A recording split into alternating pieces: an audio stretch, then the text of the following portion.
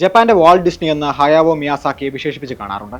കേൾക്കുമ്പോൾ ഒരു ഗമയൊക്കെ തോന്നുമെങ്കിലും അതിൽ വലിയൊരു അനീതി ഒളിഞ്ഞു കിടപ്പുണ്ട്. വാൾട്ട് ഡിസ്നിയോടുള്ള എല്ലാ ബഹുമാനം വെച്ചുകൊണ്ട് തന്നെ പറയട്ടെ, അയാൾ ഈ അണ്ടഘടാകത്തിന് മൊത്തം മിയാസാക്കിയാണ്. പ്രകൃതിയെയും മനുഷ്യനെയും ഇതിനിടയിൽ ഒരു കലാകാരന്റെയും കുരുന്നിന്റെയും കണ്ണിൽ മാത്രം പെടുന്ന പ്രേത ലോകത്തെയും സ്റ്റോറി ബോർഡിലേക്ക് പകർത്തിയ കലാകാരൻ, സ്റ്റുഡിയോ ജിബ്ലി എന്ന മായിക ലോകത്തിന്റെ സ്രഷ്ടാക്കളിൽ ഒരാൾ. മിയാസാക്കിയാണ്. മിയാസാക്കി മാത്രമാണ്.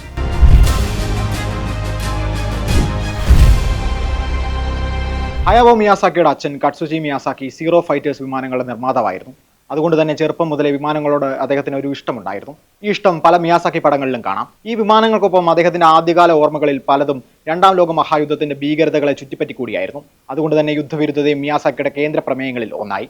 1947നും 1955നും ഇടയിലാണ് അദ്ദേഹത്തിന്റെ അമ്മയ്ക്ക് സ്പൈനൽ ക്ഷയരോഗം പിടിപെടുന്നത്. 1980ൽ ശക്തയായ ആ സ്ത്രീ മരിച്ചു. അമ്മയുടെ രോഗത്തിനെതിരെയുള്ള പോരാട്ടം മിയാസാക്കിയിൽ ആഴത്തിൽ പതിഞ്ഞിരുന്നു. അതുകൊണ്ടായിരിക്കാം അദ്ദേഹത്തിന് മിക്ക സ്ത്രീ കഥാപാത്രങ്ങളും ശക്തമായ ഇച്ഛാശക്തിയുള്ളവരാണ്. മിയാസാക്കിയുടെ അമ്മയുടെ സമാനമായ രോഗമാണ് മൈ നെയ്ബർ ടൊട്ടോറോയിലെ അമ്മ അതിജീവിക്കുന്നത് എന്നത് ശ്രദ്ധേയമാണ്. 1958ൽ legend of the white serpent എന്ന സിനിമ കണ്ടതാണ് മിയാസാക്കിയുടെ ജീവിതത്തിൽ വഴിത്തിരിവായത്. ആനിമേഷനിലും മാംഗ സൃഷ്ടികളിലും മിയാസാക്കി ആകൃഷ്ടനായി. 1963ൽ യൂണിവേഴ്സിറ്റിയിൽ നിന്ന് സാമ്പത്തിക ശാസ്ത്ര ബിരുദം നേടിയ ശേഷം അദ്ദേഹം ടോയ് ആനിമേഷനിൽ ഒരു ആനിമേറ്ററായി കരിയർ ആരംഭിച്ചു. വൂൾഫ് ബോയ്ക്കൻ എന്ന 86 എപ്പിസോഡ് പരമ്പരയിലാണ് മിയാസാക്കി ആദ്യമായി പ്രവർത്തിച്ചത്. 1965 വരെ സംപ്രേഷണം ചെയ്തിരുന്ന ഈ പരമ്പര ചെന്നായ്ക്കൾ വളർത്തിയ കെൻ എന്നൊരു ആൺകുട്ടിയെ കുറിച്ചുള്ളതായിരുന്നു. ഈ പരമ്പരയുടെ നിർമ്മാണ വേളയിലാണ് പിന്നീട് ആജീവനാന്ത സുഹൃത്തും ഉപദേഷ്ടാവുമായി മാറിയ ഇസാബോ തകഹാത്ത എന്ന പാക്സാനെ മിയാസാക്കി കണ്ടുമുട്ടിയത്. ടോയ് ആനിമേഷനിൽ നിന്ന് മിയാസാക്കി പല സ്റ്റുഡിയോകളിലായി മാറി മാറി ജോലി ചെയ്തു. കീ ആനിമേറ്ററായും പിന്നീട് ഡയറക്ടറായും മിയാസാക്കി വരകളുടെ ലോകത്ത് വളർന്നു. 1979ലാണ് തന്റെ ആദ്യ സിനിമ മിയാസാക്കി സംവിധാനം ചെയ്തത്, Lupin 3 the castle of Cagliostro. ഇതിന് പിന്നാലെ 1984 എടുത്ത Nausicaa of the valley of the wind എന്ന ചിത്രത്തിലാണ് പിന്നീട് സ്റ്റുഡിയോ ജിബ്ലി എന്ന് പേരുകേട്ട ആനിമേഷൻ സ്റ്റുഡിയോയുടെ അണിയറയിൽ പ്രവർത്തിക്കുന്നവർ ഒന്നിച്ചത്. വൈകാതെ 1985 ജൂൺ 15 ഹയാവോ മിയാസാക്കി, ഇസാബോ തകഹാത്ത, തോഷിയോ സുസുക്കി, യാസുയോഷി ടോക്കുമ എന്നിവർ ചേർന്ന് സ്റ്റുഡിയോ ജിബ്ലി ആരംഭിച്ചു. പിന്നാലെ 1986ൽ മിയാസാക്കി സംവിധാനം ചെയ്ത ആദ്യത്തെ ഔദ്യോഗിക സ്റ്റുഡിയോ ജിബ്ലി ചിത്രമായ ലാപുട്ട കാസിൽ ഇൻ ദ സ്കൈ പുറത്തിറങ്ങി. ബോയ് ആൻഡ് ഹെറോൺ വരെ നീണ്ട ആ ഫിലിമോഗ്രഫി സിനിമാസ്വാദകർക്ക് ഒരു റോളർ കോസ്റ്റർ യാത്രയായിരുന്നു. ജപ്പാന്റെ കഥ പറച്ചിൽ പാരമ്പര്യത്തിന് ആനിമേഷൻ എന്ന മാധ്യമത്തിലൂടെ ആഗോള പ്രശസ്തി നേടിക്കൊടുക്കുകയായിരുന്നു മിയാസാക്കിയും സംഘവും. പുറത്തിറങ്ങി 38 വർഷങ്ങൾക്ക് ശേഷവും അദ്ദേഹത്തിന്റെ മൈ നെയ്ബർ ടൊട്ടോറോയുടെ ഉൽപ്പന്നങ്ങൾ കാണാതെ ഒരാൾക്കൊരു ജാപ്പനീസ് വിമാനത്താവളത്തിലൂടെ കടന്നു പോകാൻ കഴിയില്ല. അത്ര കണ്ട് സ്വാധീനമുണ്ട് മിയാസാക്കിക്കും അദ്ദേഹത്തിന്റെ സൃഷ്ടികൾക്കും. അത് കേവലം ഒരു രാജ്യത്ത് മാത്രം ഒതുങ്ങി നിൽക്കുന്ന ഒന്നല്ല. 2006ൽ കഴിഞ്ഞ 60 വർഷത്തിനിടയിലെ ഏറ്റവും സ്വാധീനമുള്ള ഏഷ്യക്കാരിൽ ഒരാളായി അദ്ദേഹം വോട്ട് ചെയ്യപ്പെട്ടു. 2005ൽ ഏറ്റവും സ്വാധീന ശക്തിയുള്ള 100 വ്യക്തികളുടെ ടൈം മാസികയുടെ പട്ടികയിലും മിയാസാക്കി ഉണ്ടായിരുന്നു. എന്താണ് ഈ അനിമെ ക്രിയേറ്ററെ എല്ലാവരുടെയും ഇഷ്ടക്കാരനാക്കുന്നത്? കലയോടുള്ള പ്രതിബദ്ധതയും ലോകവീക്ഷണവുമാകാം അതിന് കാരണം. ഷിൻഡോ, ബുദ്ധ, ദാവോയിസ്റ്റ് പ്രമേയങ്ങൾ മിയാസാക്കിയുടെ പല സിനിമകളിലും കാണാൻ സാധിക്കും. ഷിൻഡോയിസ്റ്റ് വിശ്വാസപ്രകാരം മനുഷ്യർക്കിടയിൽ ഈ ലോകത്ത് ആത്മാക്കളും വസിക്കുന്നു.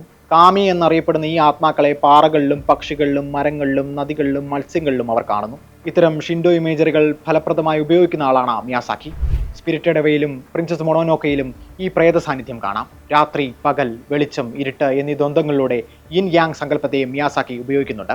ഇത്തരം തത്വചിന്തകൾ കേവലം ആത്മീയ പ്രതിഫലനങ്ങളായല്ല മിയാസാക്കി സിനിമകളിൽ വരുന്നത്. അവയൊക്കെ ഒന്നാന്തരം പ്രകൃതി പാഠങ്ങൾ കൂടിയാണ്. മരം ഒരു വരം എന്ന് എഴുതി വായിക്കുന്ന തരം പ്രകൃതി പടങ്ങൾ എടുത്തതുകൊണ്ടല്ല മിയാസാക്കിയെ എൻവയോൺമെന്റലിസ്റ്റായ സംവിധായകൻ എന്ന് വിളിക്കുന്നത്. ആ വിളി മിയാസാക്കി ഇഷ്ടപ്പെട്ടിട്ടുമില്ല. താൻ അങ്ങനെ മനഃപൂർവ്വം കഥകളിൽ സന്ദേശം കുത്തി നിറയ്ക്കാറില്ല എന്ന് മിയാസാക്കി പറയും. അതങ്ങനെ സംഭവിക്കുന്നതാണ്. അത്രമേൽ ജൈവികവും സൂക്ഷ്മവുമാണ് അദ്ദേഹത്തിന്റെ സൃഷ്ടികൾ. അവ ചിത്രീകരിക്കുന്ന ലോകങ്ങളെ പോലെ തന്നെ സജീവവും. സാധാരണയായി പറയുന്ന മനുഷ്യ പ്രകൃതി ബന്ധം സമം നന്മ തിന്മ പോരാട്ടം എന്ന സമവാക്യത്തെ മിയാസാക്കി പൊളിച്ചെഴുതുന്നു.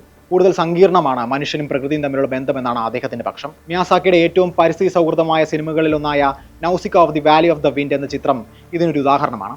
യുദ്ധം പ്രകൃതിയെ വിഷലിപ്തമാക്കിയ ഒരു പോസ്റ്റ് അപ്പോകാലിപ്റ്റിക് ലോകത്ത് പോരടിക്കുന്ന നൗസിക്ക എന്ന രാജകുമാരിയുടെ കഥ. ചൂഷണത്തിന്റെ വലിയ രാഷ്ട്രീയത്തെ ഒരു അമ്മുമ്മ കഥയിലൂടെ ലളിതവും എന്നാൽ ഗൗരവതരമായും അവതരിപ്പിക്കുകയാണ് ഈ ചിത്രം. 1997 ഇറങ്ങിയ പ്രിൻസസ് മൊണോനോക്ക് വ്യവസായവൽക്കരണവും പ്രകൃതിയും തമ്മിലുള്ള ഏറ്റുമുട്ടലാണ് അവതരിപ്പിക്കുന്നത്. പോണിയോയിൽ കടലും മലിനീകരണവും വിഷയമാകുന്നു. മൈ നെയ്ബർ ടൊട്ടോറോയിൽ എത്തുമ്പോൾ അത് പ്രകൃതിയുമായുള്ള സഹവർത്തിത്വമാണ്. വലിയ സർക്കാർ പദ്ധതികൾക്കും വൻ നഗരങ്ങളിലെ ബിൽബോർഡിലെ ലക്ഷങ്ങൾ വിലയുള്ള കോപ്പിറൈറ്റഡ് സന്ദേശങ്ങൾക്കും സാധിക്കാത്തത് മിയാസാക്കിയുടെ സിനിമകൾക്ക് സാധിച്ചു. ആ ചലിക്കുന്ന വരകളിൽ പ്രേക്ഷകർ തനിക്ക് ചുറ്റുമുള്ള പ്രകൃതിയെ കണ്ടു. തനിക്ക് വേണ്ടിയും ഭൂമിക്ക് വേണ്ടിയും കണ്ണീർ വാർത്തു. ചിലരെങ്കിലും ചുറ്റുമുള്ള ജീവജാലങ്ങളെയും പ്രകൃതിയും ശ്രദ്ധിക്കാൻ തുടങ്ങി.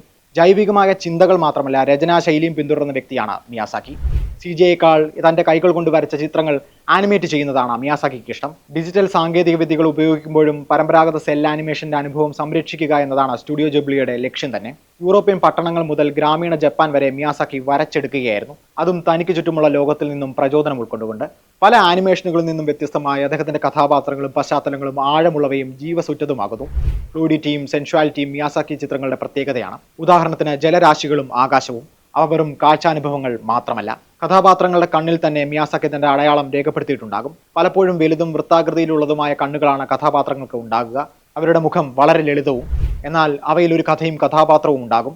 പലപ്പോഴും അഭിനേതാക്കൾക്ക് പോലും സംവേദിപ്പിക്കാൻ കഴിയാത്ത കാര്യങ്ങൾ ഈ ചെറുവരകളുടെ കൂട്ടിച്ചേർപ്പ് സാധ്യമാക്കും. വികാരം പ്രകടിപ്പിക്കാൻ അതിശയോക്തി കലർന്ന ആനിമേഷൻ ട്രോപ്പുകൾ മിയാസാക്കിക്ക് ആവശ്യമില്ല. ഡിസ്നി പോലുള്ള ആനിമേഷൻ സ്ഥാപനങ്ങൾ മുന്നോട്ട് വെച്ച പല ട്രെൻഡുകളെയും തകിടം മറിക്കാനും മിയാസാക്കി ശ്രമിച്ചിട്ടുണ്ട്. പ്രത്യേകിച്ച് സ്ത്രീ കഥാപാത്രങ്ങളുടെ കാര്യത്തിൽ ഡിസ്നിയുടെ പ്രിൻസസ് ബ്രാൻഡിനെ മിയാസാക്കി പിന്തുടർന്നില്ല. തന്റെ സ്ത്രീ കഥാപാത്രങ്ങളിൽ സംഭവിക്കുന്ന മാനസിക ശാരീരിക മാറ്റങ്ങളിലാണ് അദ്ദേഹം ശ്രദ്ധ കേന്ദ്രീകരിച്ചത്. അവരെ സ്വതന്ത്രരും ശക്തരുമായി ചിത്രീകരിച്ചു. പക്വത പ്രാപിക്കാനും ആത്മവിശ്വാസം നേടാനും പ്രാപ്തരാക്കുന്ന യാത്രകൾക്ക് പ്രേരിപ്പിച്ചു. കിക്കീസ് ഡെലിവറി സർവീസിലെ കിക്കി, ഹൗൾസ് മൂവിംഗ് കാസിലെ സോഫി, സ്പിരിറ്റഡ് അവയിലെ ചിഹിരോ എന്നിവർ ഇതിന് ഉദാഹരണമാണ്. സ്പിരിറ്റഡ് അവയിലെ ചിഹിരോ തുടക്കത്തിൽ കാണുന്നത് ഒട്ടും അനുസരണയില്ലാത്ത ഒരു പെൺകുട്ടിയായിട്ടാണ്. പുതിയ വീട്ടിലേക്ക് താമസം മാറുന്നതിൽ അവർക്ക് അതൃപ്തിയുണ്ട്. ഈ വീട്ടിലേക്കുള്ള വഴിതെറ്റി തീം പാർക്ക് പോലെ തോന്നിക്കുന്ന ഒരു സ്ഥലത്ത് ചിഹിരോയുടെ കുടുംബം എത്തുന്നിടത്ത് കഥയും ആ പെൺകുട്ടിയും മാറുന്നു. ഫാന്റസിയെ കെട്ടഴിച്ചു വിടുകയാണ് മിയാസാക്കി. മിയാസാക്കിയെ പറ്റി പറയുമ്പോൾ ആ വാക്ക് എങ്ങനെയാണ് ഉപയോഗിക്കേണ്ടതെന്ന് അറിയില്ല. കാരണം മിയാസാക്കി തന്റെ സിനിമയിൽ ഫാന്റസി കണ്ടിരുന്നില്ല. എന്നാൽ തന്റെ ജീവിതത്തിൽ പരിധിയില്ലാത്ത ഫാന്റസികൾ കൊണ്ടു നടക്കുകയും ചെയ്തിരുന്നു. അടുത്ത സിനിമ എന്ന മോഹമാണ് അദ്ദേഹത്തിന്റെ ഈ ഫാന്റസികളെ മണ്ണിലേക്ക് ഇറക്കിക്കൊണ്ടുവന്നത്.